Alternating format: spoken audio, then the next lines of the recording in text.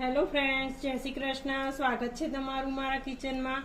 આજે આપણે દૂધીના મુઠિયા બનાવીશું અને મારી આ રેસીપી તમને પસંદ આવે તો મારી ચેનલને લાઈક, શેર અને સબસ્ક્રાઈબ જરૂરથી કરજો અને નીચે આપેલા બેલ આઇકનને ક્લિક કરજો જેથી તમને મારી નવી રેસીપીની નોટિફિકેશન મળતી રહેશે.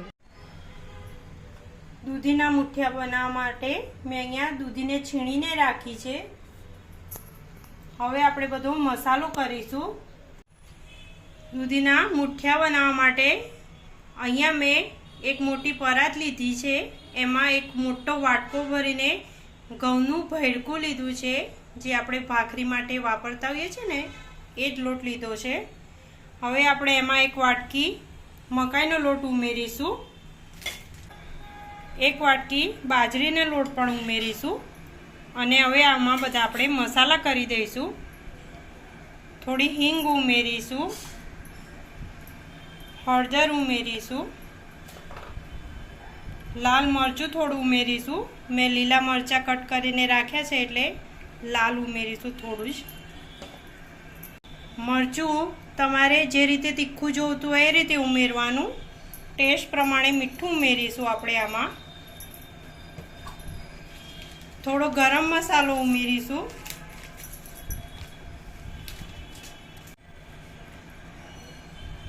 થોડું ધાણા જીરું ઉમેરીશું. થોડો અજમો ઉમેરીશું. હાથથી મસળીને અંદર ઉમેરી દઈશું અને પહેલાં બધું મિક્સ કરી દઈશું આપણે, જેથી મસાલા છે એ અંદર સરસ લોટમાં મિક્સ થઈ જાય. આમાં મેં 4 થી 5 ચમચી સાકર લીધી છે, એ પણ અંદર ઉમેરીશું. એને પણ સારી રીતે મિક્સ કરી દઈશું. અહીંયા મેં સાકર ઉમેરી એની જગ્યાએ તમે ગોળનો ઉપયોગ પણ કરી શકો છો. હવે આપણે અંદર મોયણ માટે તેલ ઉમેરીશું. અહીંયા મેં 4 થી 5 ચમચી જેટલું મોયણ માટે તેલ લીધું છે. 5 ચમચી જેટલું હશે.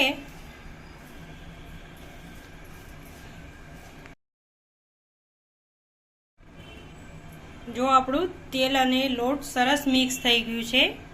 મેં મોટી 5 ચમચી ભરીને તેલ લીધું હતું. આ રીતનું બાઇડિંગ થવું જોઈએ આપણું. આ રીતે મુઠ્ઠિયા વડે એ રીતનું થવું જોઈએ. હવે આપણે અહીંયા મેં લસણ, આદુ, મરચાંને કટ કરીને રાખ્યા છે કટરમાં, એ અંદર ઉમેરી દઈશું. મેં 10 થી 15 લસણની કળી લીધી હતી, 3 લીલા મરચાં લીધા હતા અને કટકો આદુનો લીધો હતો. હવે પહેલાં આ બધું મિક્સ કરી દઈશું. આની જગ્યાએ તમે અથાણું હોય ગળ્યું તો અથાણાનો રસો પણ ઉમેરી શકો છો. એનાથી દૂધીના મુઠિયા ખૂબ જ ટેસ્ટી લાગે છે. મારે નથી એટલે અહીંયા હું દહીં ઉમેર્યું છું.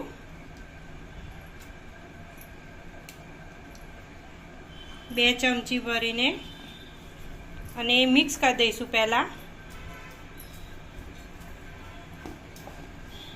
અને જોડે જોડે આ દૂધી છીણીને રાખી છે એ પણ અંદર ઉમેરી દઈશું.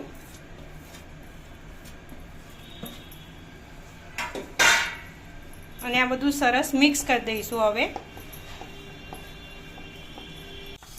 આ રીતે આપણે મુઠિયાના લોટને હાથથી સરસ મસળીશું, જેથી આપણા મુઠિયા છે એ પોચા બને. અને એને હાથની મદદથી આ રીતે આપણે રોલ કરી દઈશું. આ રીતે આપણે રોલ કરી દઈશું અને આ રીતે બધા મુઠિયાના રોલ બનાવી દઈશું. અહીંયા મેં મુઠિયાની ડીશ છે એને તેલથી ગ્રીસ કરી દીધી છે અને આ રીતે બધા મુઠિયા છે એ આપણે વણી લઈશું અને પછી બાફીશું. આપણે બધા મુઠિયાને મૂકી દીધા છે. હવે આપણે ગેસને ઓન કરીશું અને આને આપણે મીડિયમ ગેસ ઉપર અડધો કલાક જેવું રાખીશું. પછી ચેક કરીશું અડધો કલાક પછી. જો જરૂર હોય તો 10-15 મિનિટ બીજા રાખીશું.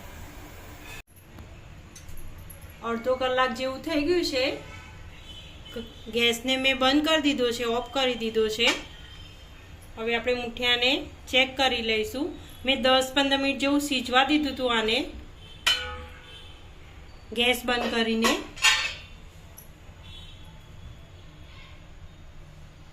જો આપણા મુઠિયા સરસ સીજી ગયા છે. હવે આપણે આ મુઠિયાને એક પ્લેટમાં પહેલાં બહાર કાઢીશું. મુઠિયાને આપણે આ રીતે કટ કરી દઈશું, બધા મુઠિયાને, અને પછી વઘારી દઈશું.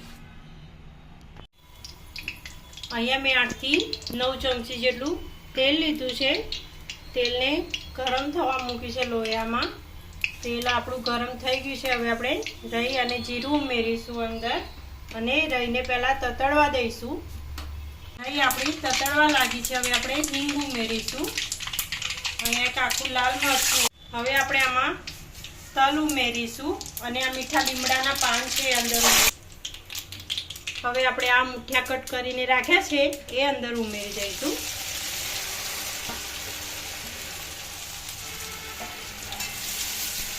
અને આને મિક્સ કરી દઈશું સારી રીતે.